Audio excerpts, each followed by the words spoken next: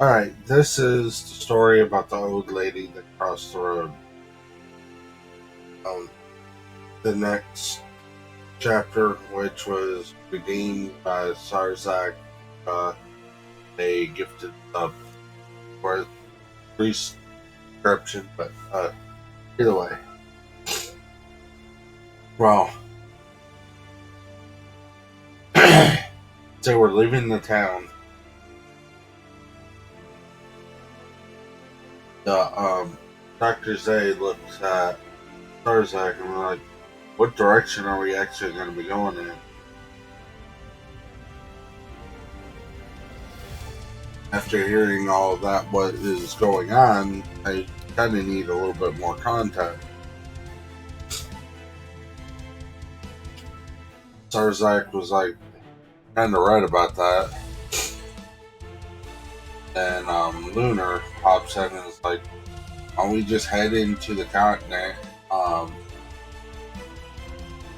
Was on a traveling adventure band and start actually doing some stuff for smaller towns to try to figure out what's really going on. Because the people that know the most are the people that are unseen. The unseen and unwanted. Plus, you have your spies already working on trying to get information too and helping a few people along the way will actually do us some good. I know this is super urgent, but do have things that we gotta do or we won't be able to get the information. Starzak says, why can't we just do it the hard way and just or the easy way and go and whoop some ass? Because then everybody's going to see us as the enemy and not, and then the bad guys are going to use that to build their own ideas, making everything much more simple, you freaking bonehead. Whatever.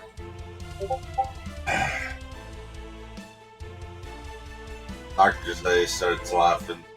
Dr. Zay, by the way, is the guild leader for the adventure guild back in cities. Well, and he's also a demi-human too. A half dragon. He's like, okay. They finally start moving on. They start traveling probably into the dark continent for a few days before they find their first town. Walking up onto this town, something's off.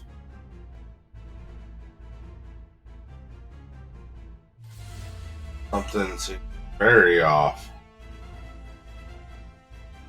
And to not stroll up on a town that filled with demons, or so-called demons here. Um,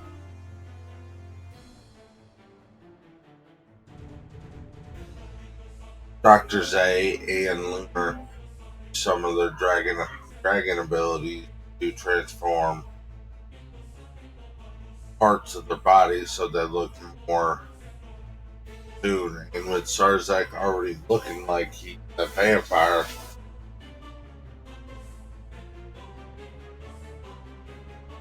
they strolled up on the city, but everything looks off. Like the guards aren't really, and all of a sudden they hear battle. They rushed through the gate, which was fairly easy to open, which made looked into seeing a whole bunch of humans attacking the residents of the town, and all the guards and stuff are already dead. Well, them being well informed, and they go in and start subduing a lot of the humans, not killing them, but locking them down, tying them up,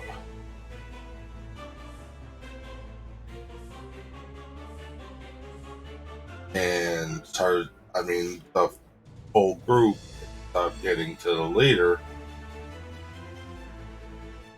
that shouts out, "Fucking gimme, human and demon scum! Get under my boot and die!" And Lunar just tilts her head and is like, "What are you talking about? You're a fucking slime." Uh, Leading a whole bunch of humans.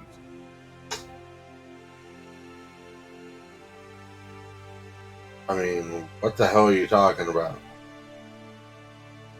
The leader looks at it, it's like, "I am human sons today." And then she raises up her hand and it's like, spell. The bright layer of light that leaves her hand and hits him before he had a chance to move. Next thing you know, he starts looking down into a slime, starts jumping up all over the place, and then I really have him. What the fuck did you do? The human bandits looked around and was like, "We've been following a demon this entire time. Leave."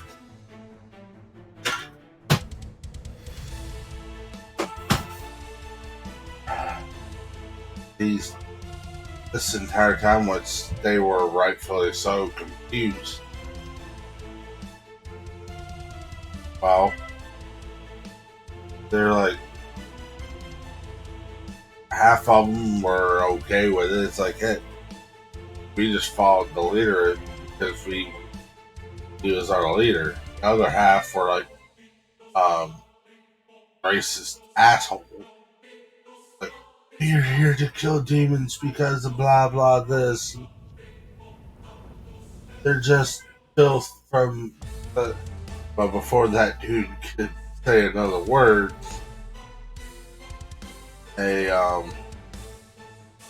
our antagonist, Lunar, jumps up right in front of him, picks him up, brings him right down to her face. Like, "I've been around humans, give me humans, elves, demons, all sorts of strolled through my village. You know one thing that I've learned? Hate is the biggest form of all this hatred that's happened." Throws him on the ground, bends over him with a sword to his throat. "You can either expel the hate, or I'll purge the hate. Your choice." That's a choice to all of you here.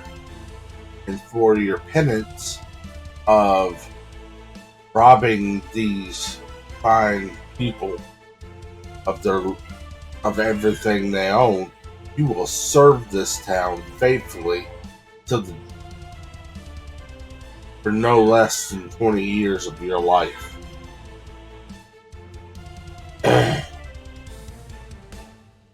Anyone has a problem with it, they can bring it. There's like two or three people. "Oh, what can it?" And then all of a sudden, with a flash of light, those five people that stood up, their heads just started popping in the air. Two of them popped straight up in the air with blood spraying all over the place, while the other two, they just kind of fell over. The last one, the guy was split right in two, so he just fell apart this way. Blood spraying everywhere.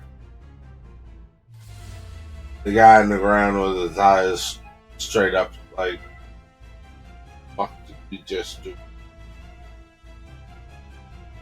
While the demon slime was trying to get away, Zarzak cast a spell on it before he could. That's a basic demon, or not a demon, but a beast tamer ability. And he ended up taming the sentient slime. Well, this made everything be like, whoa.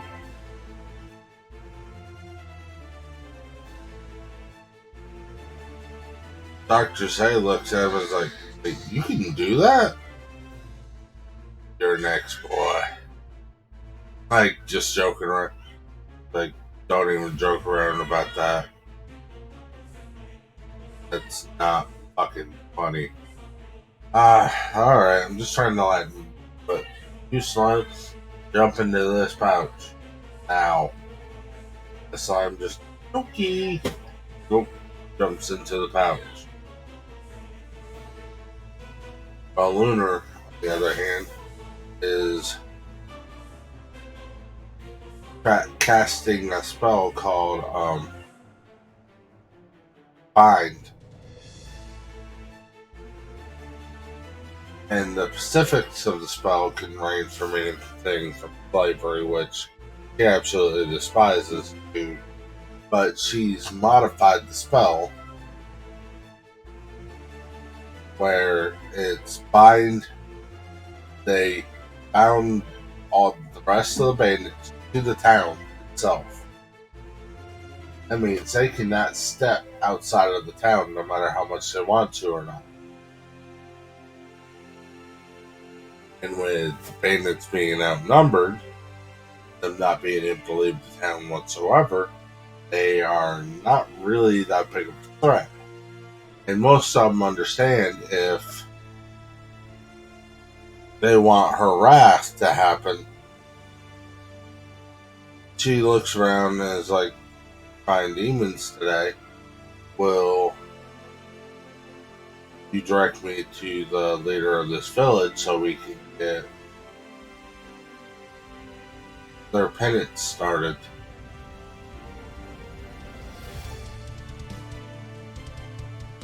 Demons there are like, whoa. All of them were in shock to what she'd done. And we're kind of afraid of her.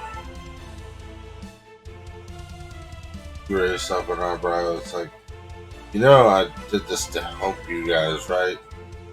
Yeah, but us looking like we enslaved a whole bunch of humans is not going to help us at all. I mean, that's easily rectified.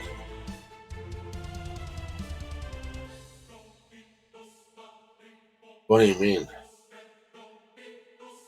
I mean, all they need is helmets or something.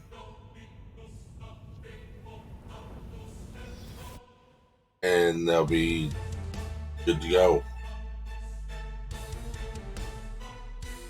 And they're not enslaved to you guys. They're bound to the city.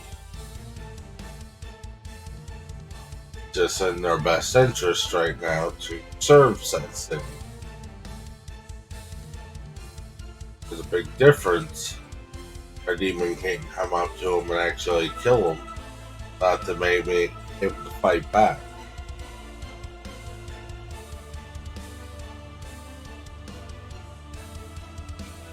And them understanding that is another thing entirely. And is easily rectified though with different armor types that you can put on them to make them give them appearance of a demon, which I can actually make, fortunately, with this new spell I got that I've been wanting to try out anyway. Well, like, bring me a whole bunch of like broken just broken stuff piled in this area right quick. They're like, okay. They brought out like some of the destruction of the city that the humans caused when they came over. Meanwhile, um, Dr. Zay and Starzak walk to the side with the um, slime, bring them out, and start interrogating it, which it being under a Beast Tamer contract made it a lot easier to interrogate. And it was basically saying the same thing as the fake Starzak said. We're here to sow discord into the hearts of everybody so we can bring out the next great war so the demons can finally rise to the rightful place. Yada, yada, yada, yada. I mean, you guys understand, don't you? With you being a vampire, you guys being. Wait. Vampire can't use. You're a human? Yes. How are you? He's like, you're not going to figure it out anytime soon. Because the concepts of what I am now are beyond even hardly me. And I've been in civilizations so advanced that one would have to just think they're there. He was like, whoa. Wait, there's other worlds out there? Yes, this ain't the only world. There are thousands of different types of creatures out there.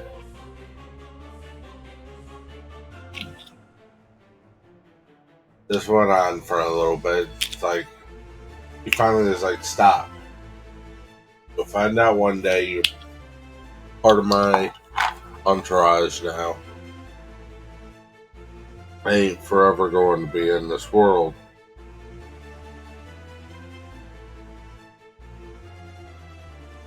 So, with everything going on, they start trying to figure out what if there's any newer information going on so they can start planning the next steps. Well, they figure out a few things here and there. A lot more than that they knew of before. But the one thing that they ended up sending back to the Adventures Guild is there is into the Human King, which transferred back to the Human King, that there's a group of was this political movement trying to destroy the fabric of this piece that we built, that you painstakingly built. You don't know 100% if it's a human issue or what. At this point, it's getting kind of crazy because you had a monster being disguised as human trying to discord people in the demon continent, and you had the fake Sarzak coming in to do the same thing in the human continent. So something's going on here. And we think it's with how the little slime was talking that was this is not just a demon thing or a human thing, but you think that there's another political power going on out there that is wanting us to fight, and then they come in and wipe out the picture, making whoever he's picking. Now send that to the king post haste. And it really does get to the king. It does reply, but that'll be here in just a few minutes. We're going back to Lunar, where she's pretty much settled all the conflicts going on with them. They're going to start rebuilding the town to be better than ever, and they're going to be start serving as a fighting force for the wall if more idiots try. And then they're going to be switching back and forth. Like I said, you guys aren't slaves, you're just bound to this area. So it's in your best interest that you play well with others. Like I said, some of them really hated demons, but they're being forced to either cooperate or not eat, because you have to force. They're bound to the land for their discretions against that. Some of the demons wanted to kill them, but some of the demons were afraid other humans that found out about this would, until they brought Lunar's village into play, saying the warrior of the village of the stars frees not prisoners but bound to this area for crimes against these demons, against the people of this land that have no choice but to be who they are.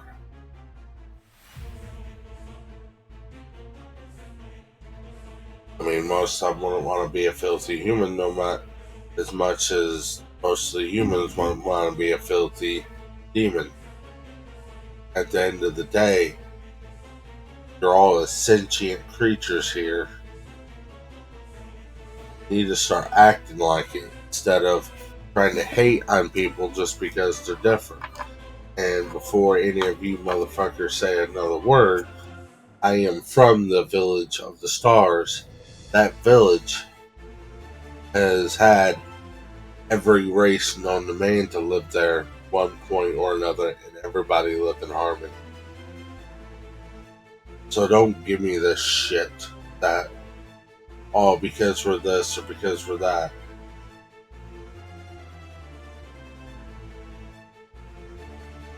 Her speech really moved a lot of the humans and the, I mean, there's still a few haters on both sides, but there's always going to be somebody that hates for no reason at all. And some people that hate for every reason in the world. Like, a few of these humans, you have to understand their entire life's been shooken up by the past, rather than being because of some stuff that happened in the war, or because of a rogue demon doing some stupid shit, and then vice versa on them. The discrimination, the bad looks, the you humans have done to the demons over the years, making them wanting to kill everybody, is also a problem within itself. But the biggest problem, no matter what you look at it, is still hate. hate will destroy everything so quick that it's not even funny.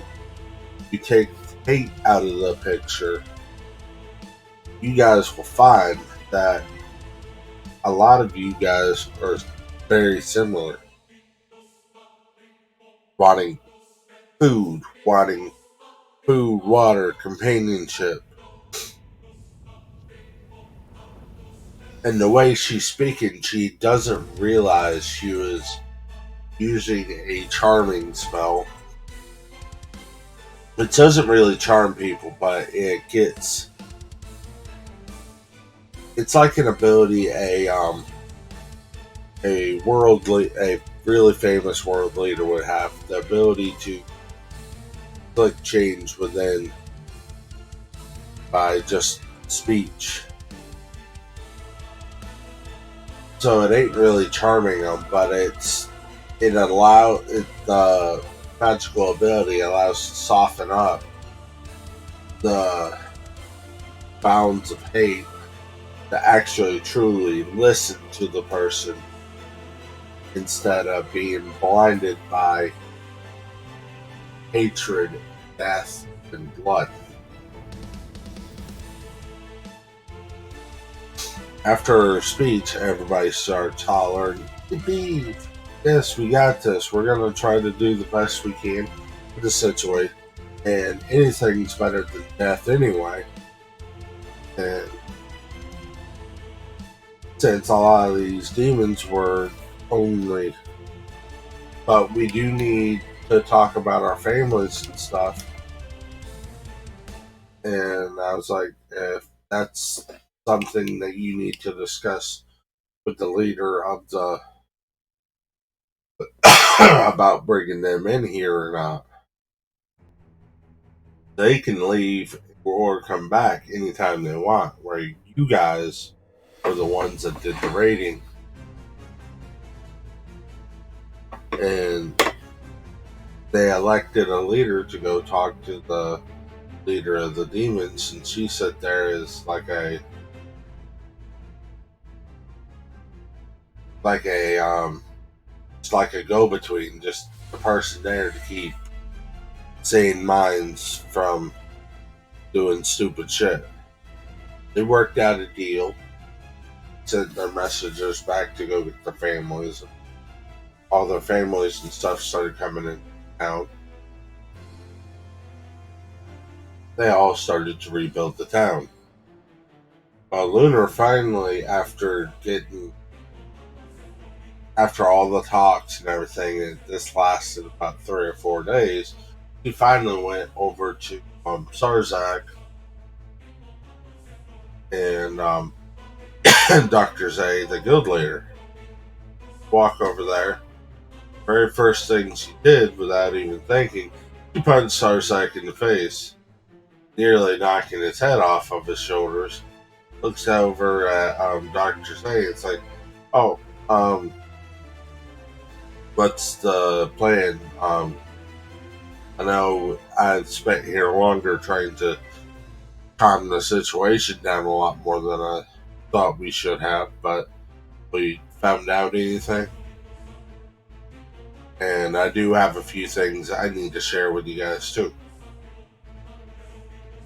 Because during the meantime, within these 2 days, she was actually talking to both the demons and the about them, about what's going on, and the deceptions that's been going on here lately of people agonizing old hatreds to bring about a massive upheaval.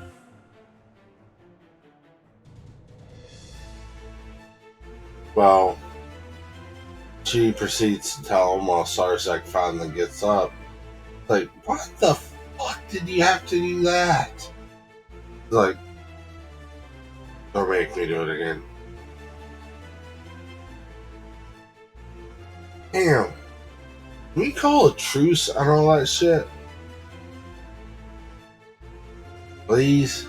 We're gonna work together. I don't need my head coming off my shoulders every other day.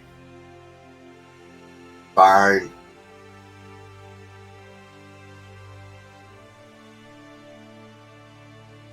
You have to work together when it comes to all this, but don't you dare think for a minute that anything's going to happen between us ever. Two, I'll remind you the hard way. But I haven't even brought that up because I understand. I know you better than that. I know.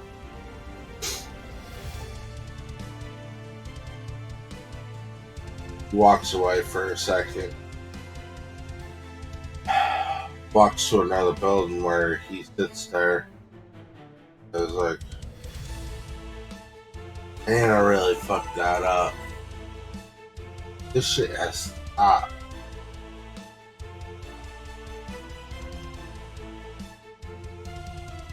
And all of a sudden, the skeleton appears in front of him. This report. There is a possibility the humans and demons are being political parties are upheaving some of the peace. And it's not just one nation, but there's the same things are happening across the nation. Demon Nation, the Humans Nation, the Demi-Humans, all the people that are just wanting peace. Political parties are trying to start war. And we have a good idea that it's starting here in the Demon Nation, but we don't know exactly what's going on yet. It's like, this is curious compared to what we know now, and then he tell them everything they know at this point. Give this information to the rest of your brother.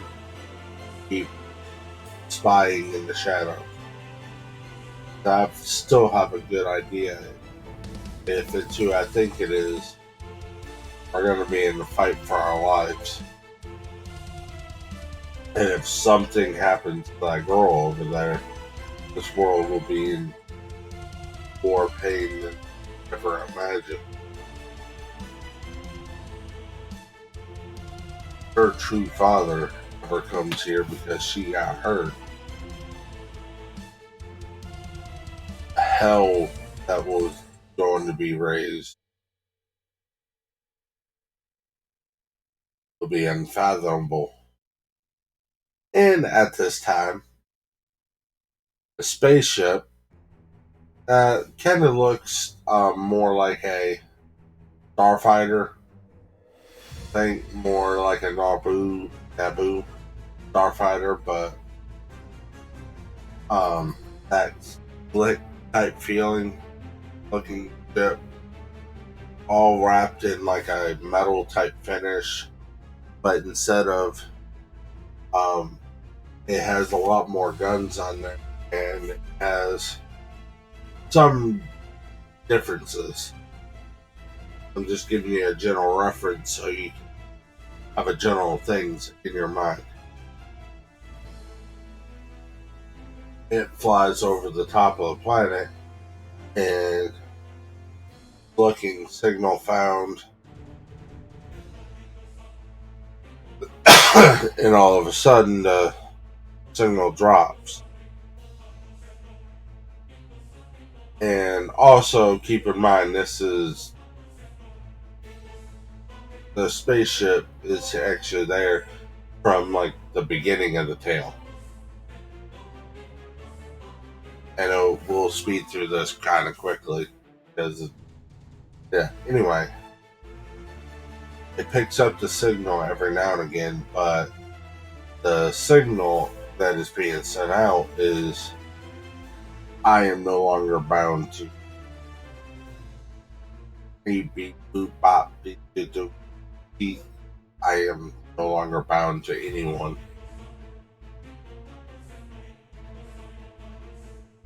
And it gives a dragon roar. And then cuts off. Just coming on just long enough to download updates and information that it may need without that any um, spacefaring people could get without breaking any rules. Well, planet finally locks on to where it happened, and slides down over a period of time, or back to present for a period of time. It's scanning this planet, which it has found some irregularities. So, outside of the village that they think the last time um, this rogue ball, which is the things that are meant to find strong people to help recruit and to strengthen the galaxy as a whole. they fly kind of right outside of the village, land, and this filter thing pops up and changes the entire ship into a base, which kind of looks like a general house that just appears out of nowhere. That is made out of pure metal.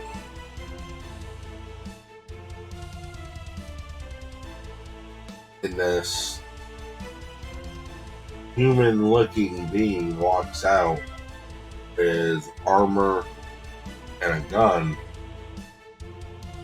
and because of how primitive this planet is, also has a sword on her back. She pulls the gun to her back and ends up putting two long blades on each hip, made out of mithril of all things, and starts walking over to the village, very stealthily, of course, to get a better idea of what's going on, because she knows there's something going on on this planet. Somebody disturbing the peace. The general rule of warring nations across the universe is don't fuck with an underdeveloped planet, because shit can go really wrong.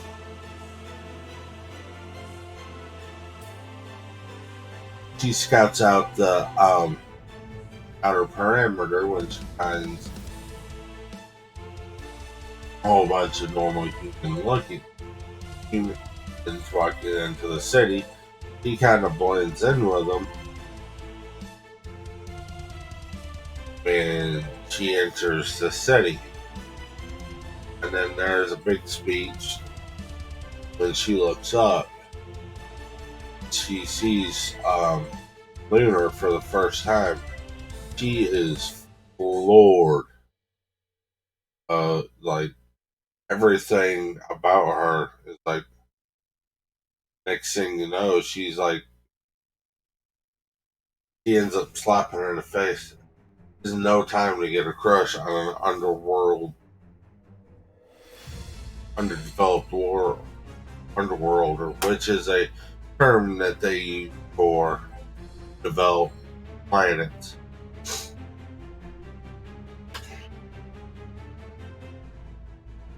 And after all the speeches are done, she's there and she's basically trying to investigate, look around to see what's going on, when this Lunar actually walks up to her. He's like, whoa. Looks at her as like, you're not part of the humans in this area. You're going to have to come. So who are you? You get step backs for. How do you know I'm not? For one, you have a blaster on your back. I might be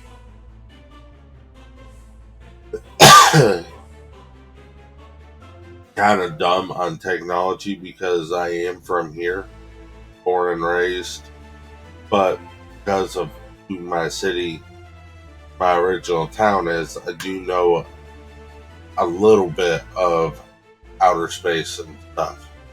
So you going to tell me, or are we gonna do this the easy way or the hard way? The hard way, it's bloody. Neither one of us probably want that. Easiest way is just have a conversation. He's like, fine. Talking to some of the locals here,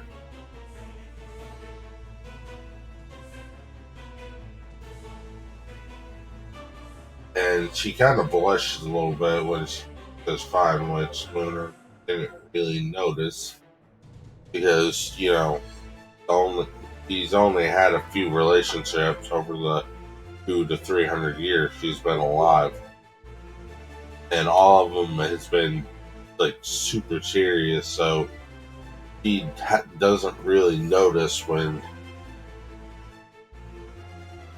certain things that happen to normal people because she's always been an outlier, regardless if it's because everybody thought she was human or people understood that couldn't use magic or this or that, even though found out that her existence is far more complicated.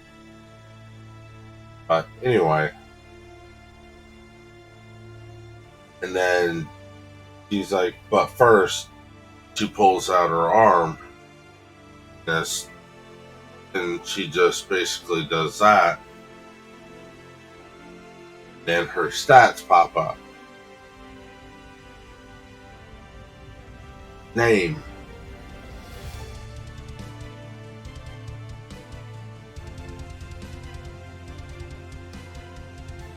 Sarah Lightbringer. Age. Undetermined. And then normal stats for general armor. Everything's like generalized for their group.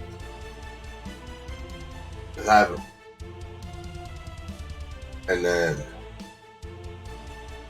it goes down to race, and it's unpronounced.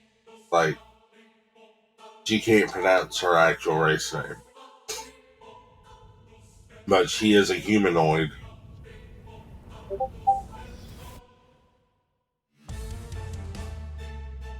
So she's was like, okay, you come with me, we're gonna go talk with me and my friends. And like I said, we are just gonna have a conversation. Then you can be on our way, be on your way, be on our way. He was like, okay. They start walking around. Like, what did you do to me back there? Oh, I just took a look at your basic information. Stops for a second. What? Yeah, it's I kind of like have a system type thing now, or at least that's what um, one of my party members calls it. But it's not like of the other system ever because we got because the situation that happened when I got this so-called system. She's like, she slaps her face, is like, okay. And then they go to walk into the house, but as soon as Sarah sees Sarzak, her jaw drops. It's like, this is where you've been hiding out? He looks over for a second, like, oh, yeah. And that is where we're going to end our story today. I hope you enjoy it. Do like, subscribe for more Twitch channel point redeems or subs from Sarzak. Keep rocking on, and let's go.